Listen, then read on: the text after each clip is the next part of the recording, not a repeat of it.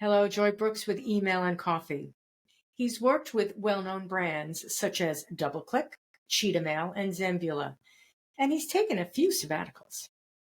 There's The Village, too, a karma-driven network with a life of its own. He is an empathetic sales professional with somewhat of an aversion to social media. We talk about happiness, tangled webs, and finding fulfilling work. And now, Randy Levy. Hello, everyone. Joy Brooks, Email and Coffee. Today I'm speaking with the nomad, Randy Levy. Tell us a little bit about yourself. Oh, Joy. So a little bit about myself. I got into the email game in the 90s. My dad had a soul food kitchen in Brooklyn, and I thought it was a good idea to create an email list. I had about 7 people on that list, and I blasted it through AOL, and I got 100% reply rate. And people came to the restaurant. So that was my first email iteration, but I really got my start in tech with DoubleClick. DoubleClick got me probably a few other jobs afterwards because just having that on the resume. But I really got my email start with Cheetah Mail back in 2000, employee number 15. Very proud of that. And I've been in the space since then. I've taken many sabbaticals. You referenced the nomad in me. I've taken 6 months sabbaticals. I've taken 3 years sabbaticals because I've been at a place where I never wanted to hear the word email again, but it always drags me back in. So I think we'll talk about email today, right? No, we don't have to. Oh, okay. All right. I'm email, you're coffee, so we could talk about anything you like. It's email and coffee, and I got no coffee in me. So No, you're my coffee. Okay. You're my guest, so hey. Excellent. I could serve you coffee or tea or just water. Just water. Well, I'll be in New York next month, I'm sure. So maybe there is some tea in our future. Oh, well, you're invited over my house anytime. Okay. Suffolk County, I think. Suffolk County. Okay, I'm there. I would give my address, but then God knows how many people would be knocking at my door. No, we can't do that. Although I'm sure people could find me. You never know. So I remember reading something about that DoubleClick, that job, how you got that job. Yes, that's sort of kind of interesting. Let's start there. So Wayback Machine. Yes, late 90s. All I wanted to do was get out of the restaurant business. You're married to it. Too many hours. So DoubleClick kind of caught my attention, and they were the Google of the day. You'd go on 5 on-site interviews. You do like 5 to 10 Zoom calls, but back then it wasn't a Zoom. It was something. Potential spam. Yes. So I don't answer those, but I didn't either. Yeah, I went on all these interviews, and at the end of the process, they had told me, and I like knowing process. They told me the start date. They told me the title. It was National Account Manager. And they told me I wouldn't be one of those 4 people that they're hiring. But they made a colossal mistake. They told me the start date. So pre-9/11, I suited up and I went to the office on the start date. And I sat in their office, I think for 2.5 hours. Felt a little dumb. But I was like, nope, I'm getting this job. And a lot of people kind of made comments and said anything, but I really just waited for the VP to come out. And she finally came out. That was my moment. I really didn't prep. I didn't know what I was going to say. And she's like, Randy, what are you doing here? And I looked at her in the eyes and I said, I thought I'd give you another chance. And her mind was blown. She was speechless. I remember this vividly. She was standing up. I was sitting down. Her hand on her hip, just shaking her head. She didn't know what to do. And she's like, all right, come to my office. And in the 10 minutes that we spoke, she shared with some of the reasons that they didn't hire me. And I shared, but how many of them are in your office right now? And so luckily for me, by the end of that 5-10 minute conversation, she's like, come in Monday. You're hired. So I'm very fond of that. That got, I might be flipping burgers right now if I didn't do that. Well, So that goes a long way alongside my favorite saying, which I didn't create, which is, it's not what you know, it's who you know. yeah, And, you know, I, I've I've been around the block a few times. Am I a little jaded? Well, yeah, but I like the color green. It looks good on me. So, yeah, goes around the block and down, down the corner. And I've been around the block a few times. So I thought that we would play a little game today, something I played last week, and it did really well. okay. And we're going to play it again. The past. I'm just going to ask 4 questions, Okay. and I'll answer as well. I'll answer first so that I don't make my guest feel in the corner. I'll put myself in the corner, Okay. and we'll go. We'll find out a little bit about each other. So the questions can be answered,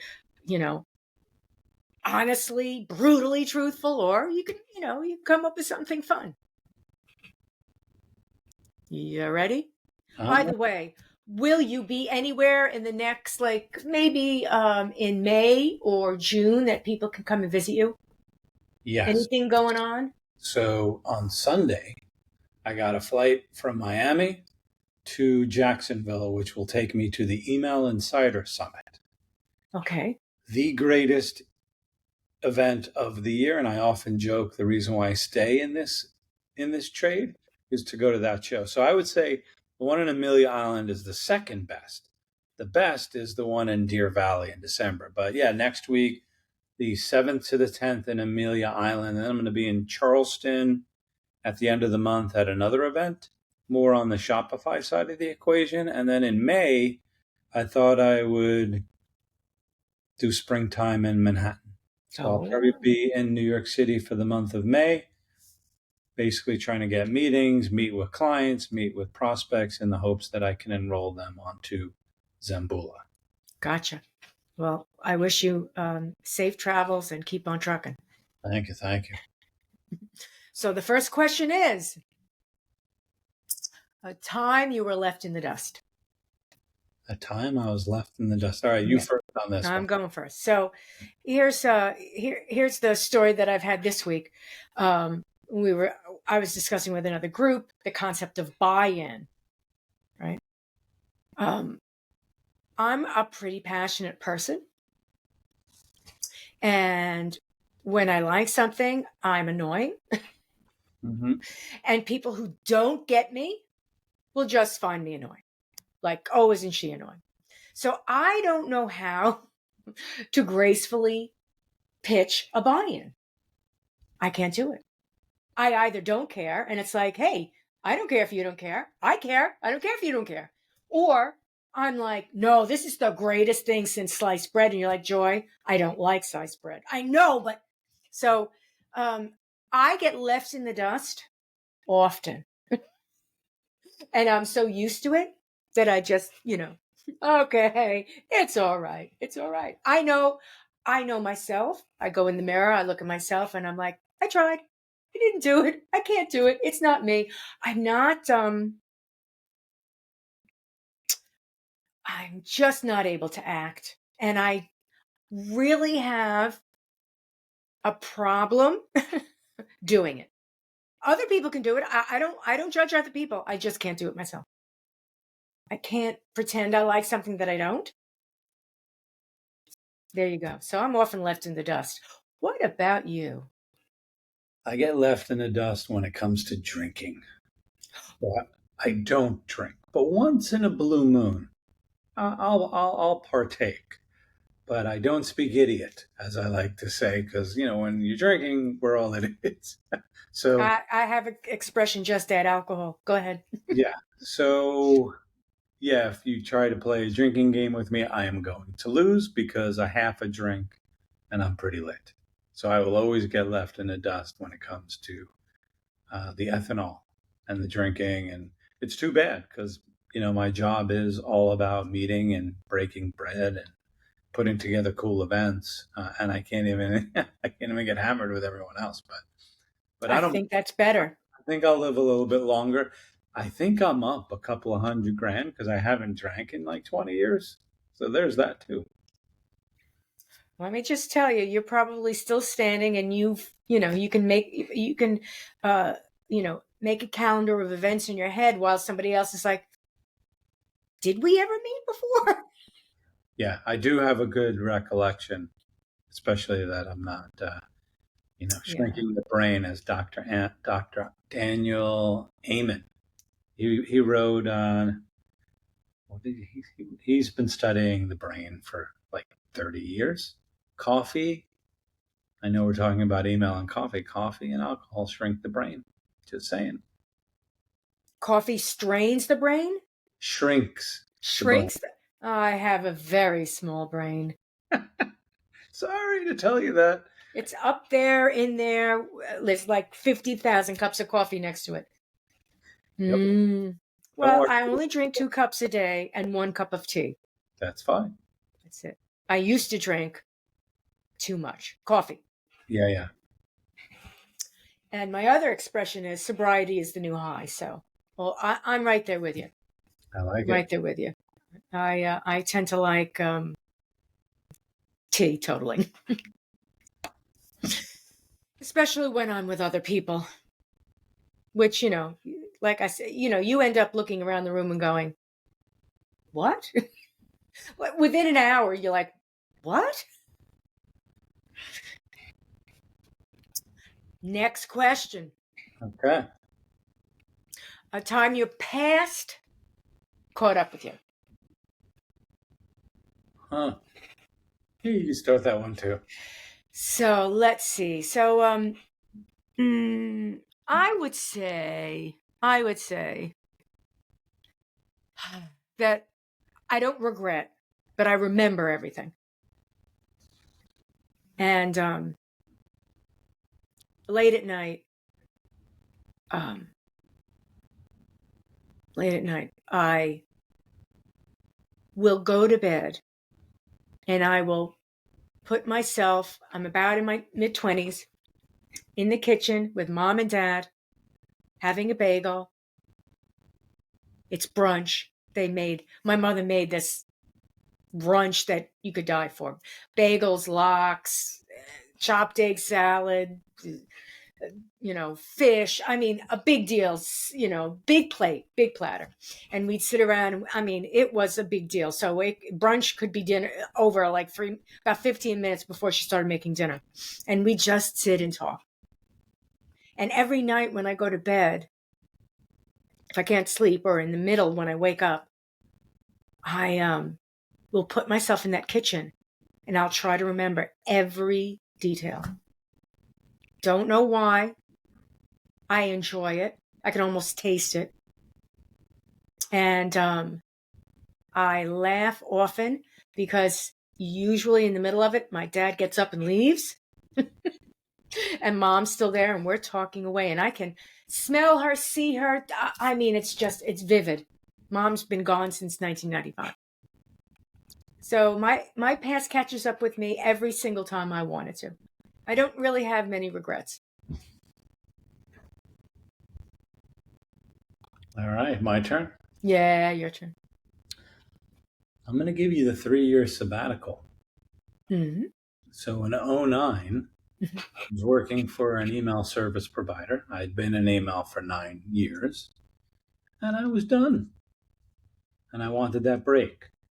And I woke up one morning, and I was like, wouldn't it be great to take 3 years off to travel, to develop myself for a change? I had some, how do you say it, FU money? Good for you. I won't say the word. You can, but it's good for you. But yeah, I called my boss. I told him the deal. He kind of begged for me to stay, but I'm like, I'm doing you a favor. I'm not, like, I'm all in with any company I ever worked for.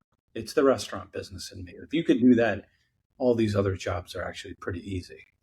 But I didn't realize that I would actually take those 3 years off. So I would say at the 2.5-year mark, when I started looking for a job, nobody wanted to talk to me. Mm. Like, how do you take 2 years off, 2.5 years off? And I would say, well, how do you not? I called it my pre-tirement.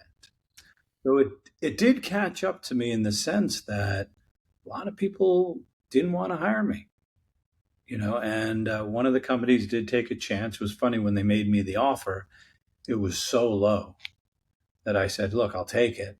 But in 3 months, it needs to be what I'm used to. And we could do it on a handshake. Like, I don't need it in paper. But when you see my work ethic and you see what I bring to the table and the enthusiasm, the deals, whatever it may be, we didn't really cover what I do. I'm on the sales side of the equation. But, I learned a lot in that search. And yeah, I guess, it's frowned down upon to take time off. But I will never, I'll never get that back. When I hear people lose their jobs, the first thing I say is congratulations. Especially if they have kids and they get to spend time with them, or whatever. You're never going to get this time back. So yeah, so I think that's a good, fun kind of example of how a good decision in my head wasn't a good decision in others, but it was fine by me because in the end, that next job, I think I was there for like 4 years, which was my record prior to my current endeavor. Mm-hmm. It's there are so many different skills that people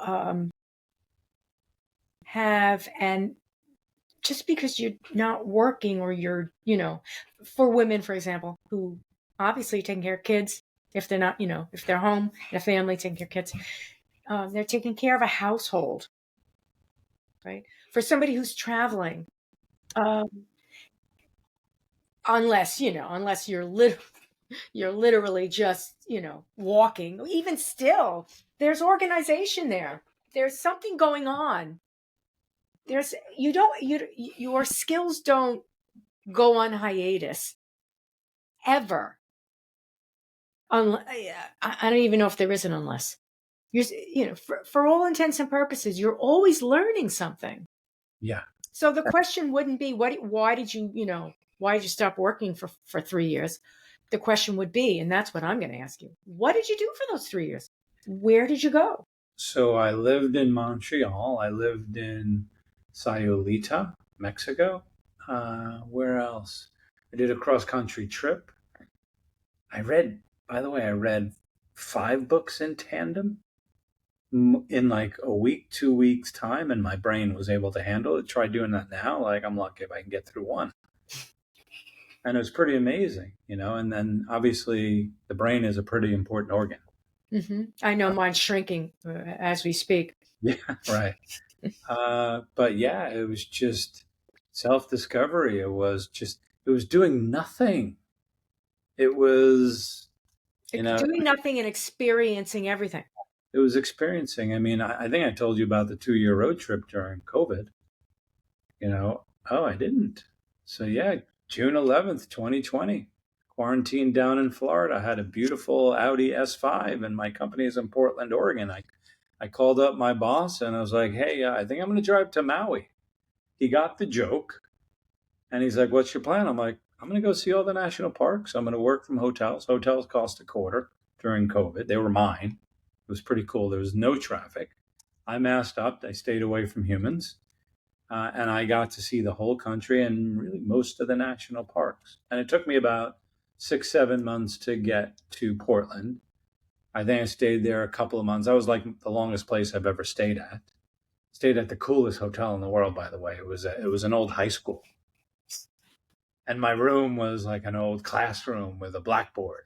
And the detention center was a bar, and the auditorium was a club, but the club was closed. But yeah, I like my travels. I like my experiences.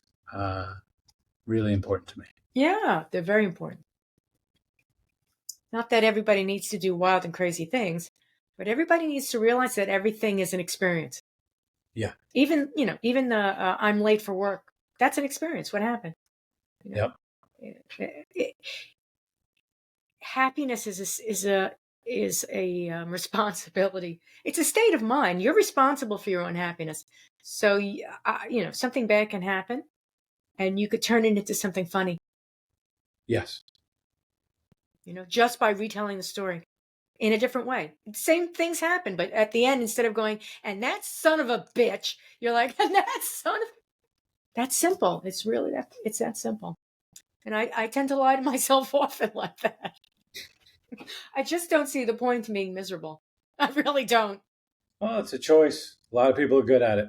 Yeah, I just, I try to stay away. I mean, I do. Yeah, really. I definitely do get fed up. And when that starts to happen, I'm like, okay, that means I've got to do something here. I don't know what it is I've got to do, but I've got to start thinking, like, start packing those virtual bags. What's going on here? Because it needs to exit stage left. Yeah, it's kind of, life is short. I don't know if you only get one. I'm out, jury's out on that just for now. But from what I gather right here, right now, it's kind of short because it feels like, as I said, just yesterday I was sitting down having brunch with Mom. That's what it feels like. Yeah. Oh, yeah. Oh, gosh. Question number 3. Okay. A time you got stuck with the grunt work. Ooh, I could do that one first. Oh, you want to? Yeah. Go for it. So I'd like to talk about the time where I'm not stuck.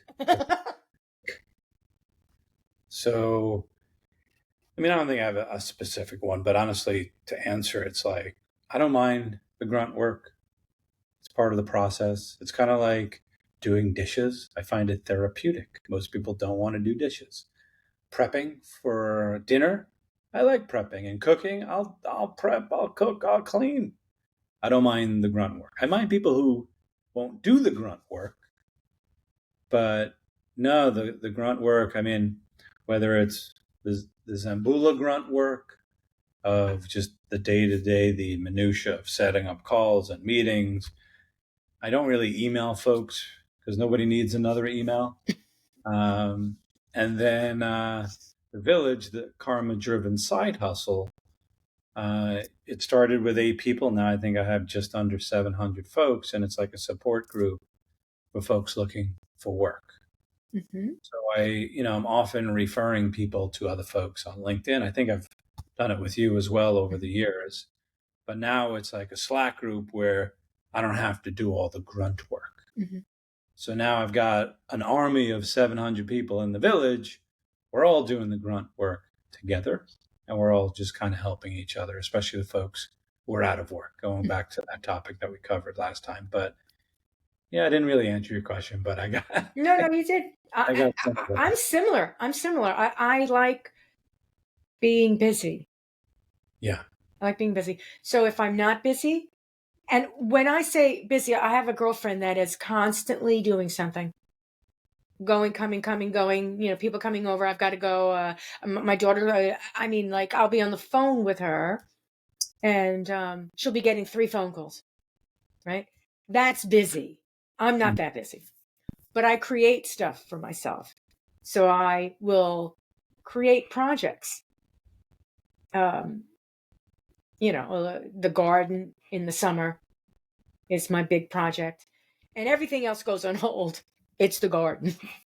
Yep. I looked outside the other day and I was like, okay, that shed's got to go.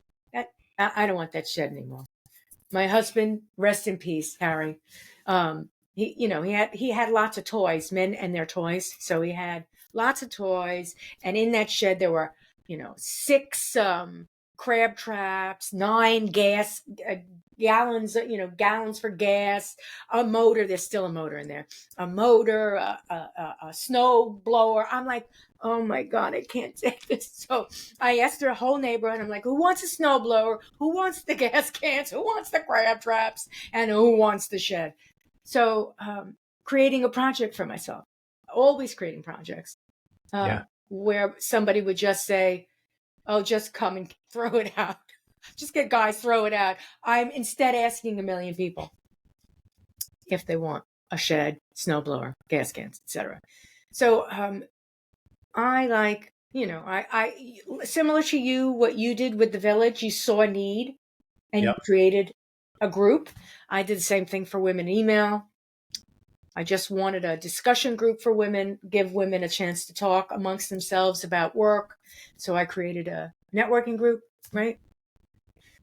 So I like grunt work. I don't know. Well, I've often said I never made it to management because I can't manage people. I manage things. I can manage dogs, but not people. Because again, I have no buy-in. I'm not political at all. I can't manage personalities, and I find it difficult to do that. Dogs I can manage. They don't have the same politics. No. They're pretty good. They've got Yeah. unconditional love thing. Yeah, but they're also very honest. It's like they So, clearly are not happy right now. They're not pretending they're not happy. They're not happy. So yeah. So and the last question. oh, we got another one. Yes. A time you wove a tangled web. Okay, you're gonna have to start with this Okay. one. About this one. So here. So way back in time, I worked at NBC. And I was in my early 30s, late 20s, early 30s. And it was my dream job because I wanted to be in television. I wanted to write scripts for television. And I was going to do it, period, the end. But I got into NBC working in finance, which is the farthest thing away from writing scripts, but that's needless to say. So I was one of two at that point in time. I think they were still called secretaries. Now they're called administrative assistants, but I was a secretary. And I worked for the VP of finance. And one of the secretaries was capable of doing a lot of nothing a lot of the time and looking really busy.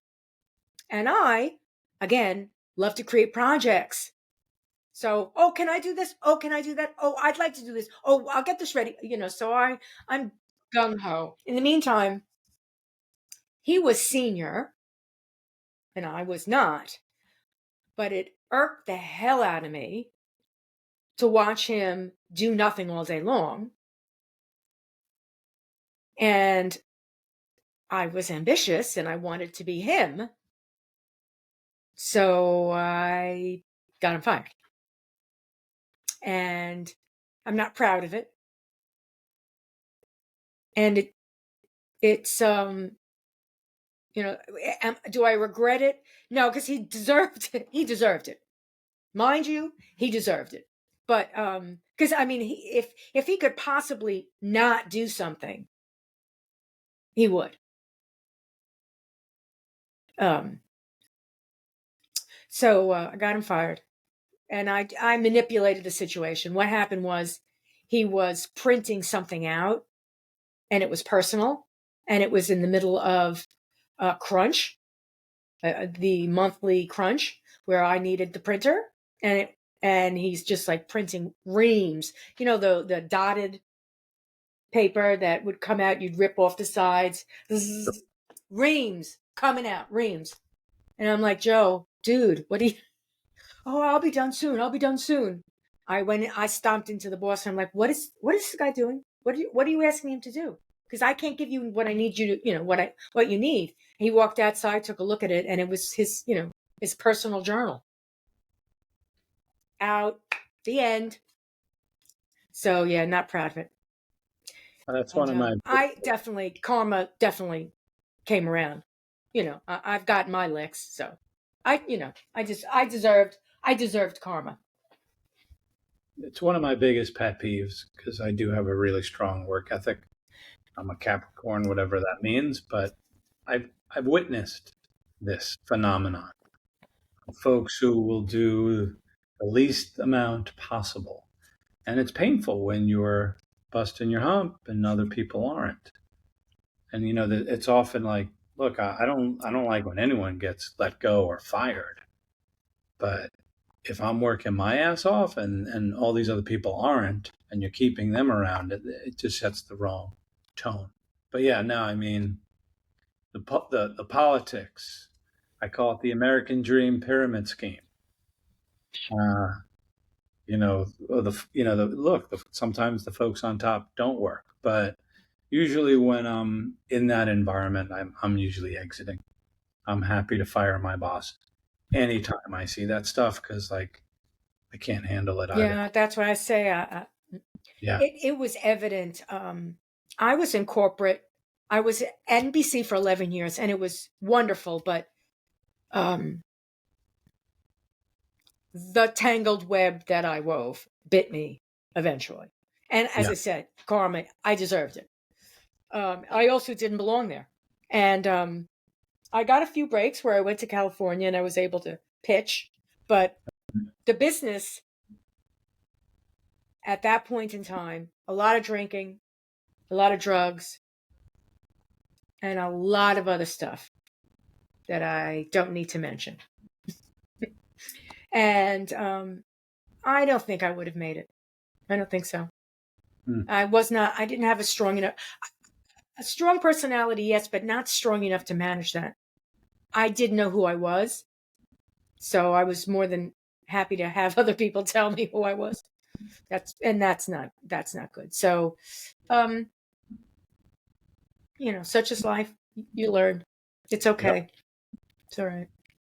And corporate America is not my cup of tea, because I'm one of those people that if you tell me what to do, I do the opposite thing. Yeah, you and I, from that perspective, I mean, I've always loved working for startups. Like DoubleClick was a great gig, but there were thousands of people there. I wouldn't say it was really corporate America. It was still a startup, a $1 billion startup. But yeah, I've always really done well with the smaller companies. So like Cheetah Mail employee number 15, I got to really contribute. And it sounds like kind of that's what you like. Like, you don't mind working hard. You mind when other people aren't. But, I don't mind wearing 100 hats. Sometimes it's tiring. That's why you get the self-care. That's why you take time off. That's why I did the 2-year road trip across country. That's why I take those sabbaticals. You definitely got to counter, all the screen time, all the work with, just taking care of yourself. Mm-hmm. You've also got to know enough about yourself to know what that care is. Yeah. Because otherwise, like some people will be Friday warriors and weekend warriors, and they think that's, taking the stress off, and that's not necessarily the case. No. I will, I am the crazy woman walking the dogs. That takes the stress off of me. Yep. Because by the time I'm home, I'm like, okay, what can I do? And I'm really, I'm literally clean. Of course, I just got myself a puppy. Nice. And it's a husky puppy, which is a lot of work. Yep. And walking, I have 3 dogs now. 1, 2, 3. One is a 15-year-old Cocker Spaniel who's blind and deaf, who I call Helen Keller, and she doesn't get the joke because she can't hear it. I have a 7-year-old Boston Terrier who's grown up ever since I got the puppy. She's not thrilled about it, but she's like, I'm in charge now. And I'm like, yes, you are. You better do the right things because you're teaching the puppy. And the puppy. So when I'm walking 3 dogs, I get lots of comments. And occasionally, she's only 3 months, the puppy. She walks pretty well, but occasionally she flips. And I'm like, 3 leashes, one's all the way in the back, one's running away from the other one wants to bite everything that she can. She's got a twig in her mouth. She's looking at somebody's ear, the flying leaf, the car. And I get hysterical, like, no, stop. And then I start laughing because it's hysterical. I get home, I'm a little tired, yes. I think I sleep better now than I ever slept before because I'm just exhausted. Yeah, I would imagine the husky will do that. Yeah, I knew what I was getting myself into. My girlfriend said to me, what are you doing? I'm like, I have no idea, but I want this dog. It's a big dog. I can't get it in 3 years. I won't be able to do it. Do it now. And I'm going to train the dog. So let's talk in a year from now, and this dog will be cooking my dinner. Or maybe eating it. I don't know. So did you tell us about a tangled web you wove? Well, there's too many to list, but you mentioned karma. So I think I'll tell you a village story. So when I first started, it was 8 people, and I was too tired. Like I would take, like some people donate money for causes. I just help people get jobs when I find people looking. I'll drop everything for some reason. But I dropped everything for like 7 or 8 people, and finally I'm like, I'm done. I've had enough. And I called them all. I'm like, I'm creating a Slack group. You're all going to help each other now. I can't do all this. And really the first couple of months, we would meet once a month, and by the 3rd month, I was really too busy at work, and I asked one of the village people, as I call them, to run the Zoom, the monthly Zoom, because I was tapping out. Is this the Indian? But now for the funny part of the story, after like 6 months, it's probably like 300 people in there. Now I have guest speakers, but I'm only really letting marketers, CX folks, and the email geeks in. Salespeople, I'm not going to let in because I don't have time to monitor it, and I don't want pitching. And in the 14 months that this has been around, there was only one multi-level marketing post in the village. So that makes me happy. I don't have time to do that stuff. Yeah. But I guess like 6, 7 months in, I kind of felt bad because my brethren are salespeople. I've been in sales for 20 something years. I want to help them, and I do. So I did create a sales village. And after 4 or 5 months of zero collaboration, I was like, why did I create this? Because it's more work. There's only so much time I got. I'm trying to build a unicorn here with Zambula to take another sabbatical, so to speak. But it was funny. I just had a moment where I'm like, oh, I'm done. I just deleted it. And now I'm feeling guilty. So I might have to start it up again because I'm meeting, some sales folks out of work. And I figure if I can connect them and they can connect with each other, maybe this time around they'll collaborate. But I got to tell you, the marketers, the CX folks, every time I log in, I'm seeing people helping each other. And then I hear all these great stories and people getting jobs because, we covered this in the beginning of the call. It's a different time now, and it's hard. And then, the climate makes it even harder. But like you said, it's who you know. And the village, all of a sudden, you're building your network, you're befriending people. And it was funny in the beginning of the village, the joke was every time somebody became a member, hey, we're sorry you're here. The goal is to get the hell out of here. Mm-hmm. So that was the running joke. And then what wound up happening is the people who got jobs were like, oh, no. I'll stick around. These people help me. I'm going to help the new blood. I'm not going to say everybody. And of the 700 people, I'm sure half are active. But it's just human nature. It's interesting learning. I call it my karma-driven side hustle because I'm sure I got negative karma in me from, some years. But for the most part, I'm trying to do good in the community and the folks that I interact with. Networking groups are cool, but they are sometimes draining, and sometimes you wonder to yourself, what am I doing? Yeah, not wondering anymore with the primary one, just because every week it's just positive reinforcement of how much people love this thing. And look, when you're out of work, you really need a little support. So it's really a support group. And it's like to give people hope. Again, when I was at my 2.5 year stretch of enjoying every minute of not working, those last 6 months were pretty hard. So yeah, it's I definitely love what I'm doing with that, and obviously I love the main hustle too. Sales is, I do a number of different networking groups I belong to, and it gets really salesy. All of them get salesy, and it's difficult. Even though they're not sales related groups, what I'm noticing is that everyone's a solopreneur and they're a coach. Everyone. Okay. So they're selling themselves. Yes. And it's a very odd thing these days. I don't know why everybody's quit their job and decided to become a coach. I'm wondering who they're coaching. I think I know why. I think that, why? Tell me what you think. I mean, why do I do the village? Why do I drop everything to help people?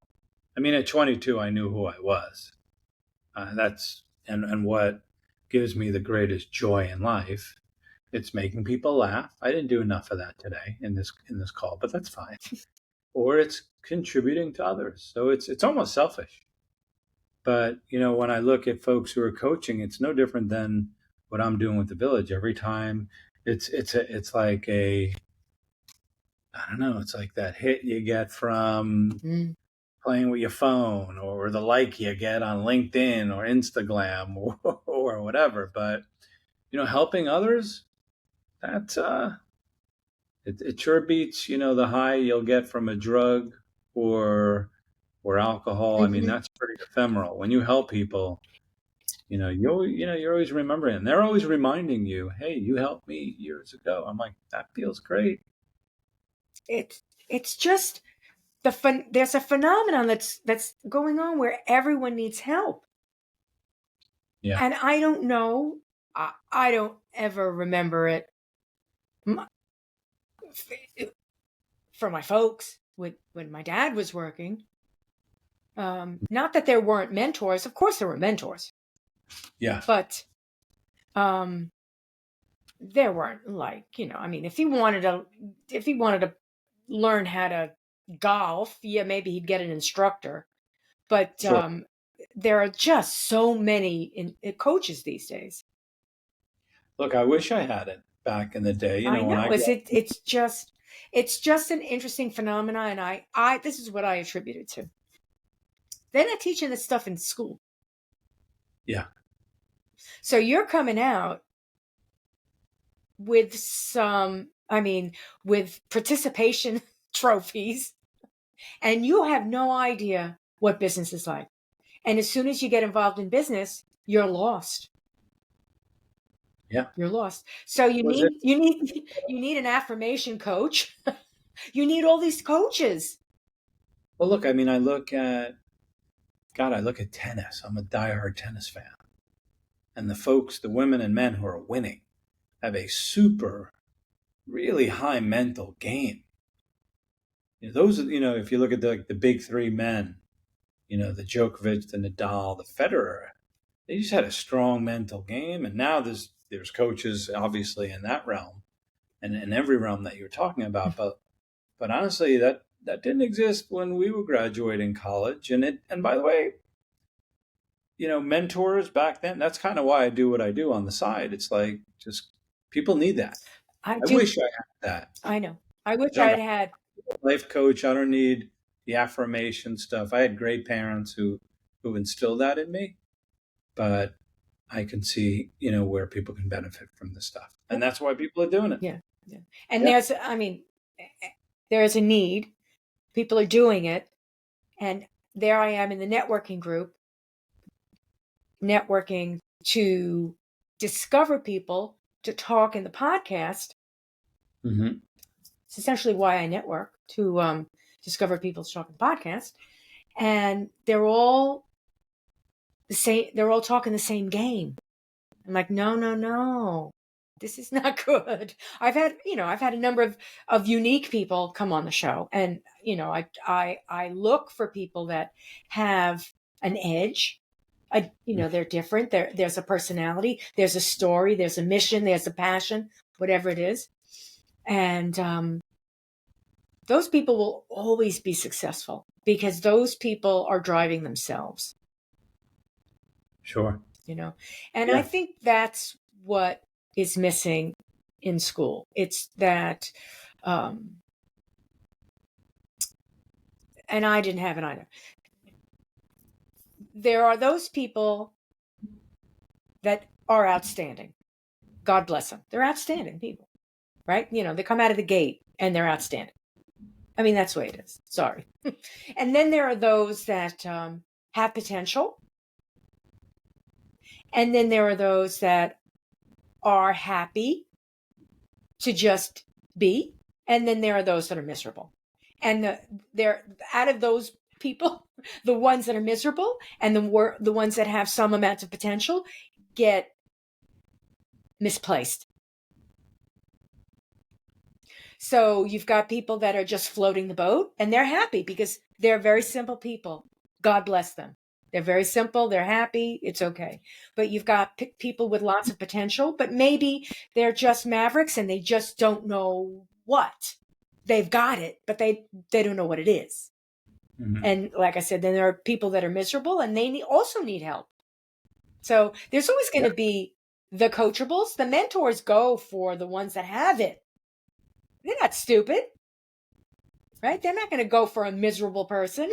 They're not going to do it. They're going to get miserable with the miserable person. They may lose, but that's the challenge. Yeah. That's the challenge. The person that needs the help the most and the one that has potential, but seems to be a little bit all over the place, like the puppy. If I looked at the puppy and I was like, this puppy has potential, but this puppy's all over the place. And, and I'm a puppy. I'm like that. I was all over the place. I needed someone to rein me in. And being that negative person that I was, somebody says, do this, I would do the opposite. So I was tough. I was definitely a challenge. Definitely a challenge. So tell me what type of, you're a salesman. What type of tip can you give salespeople? A positive tip, something that you've learned. Salespeople. Well, listen, it's follow through. I find most people don't have follow through.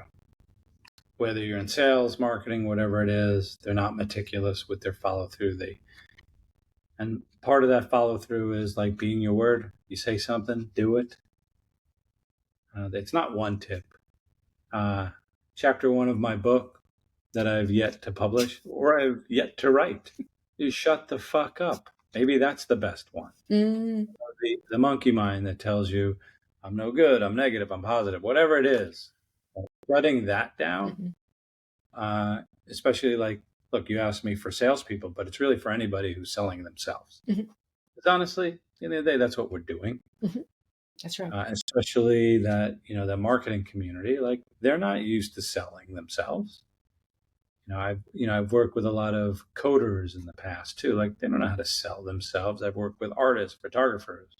They don't know how to sell themselves. So there are a lot of ways to sell yourself. There's the Jedi mind trick way, Zig Ziglar, all the fancy books that one can read.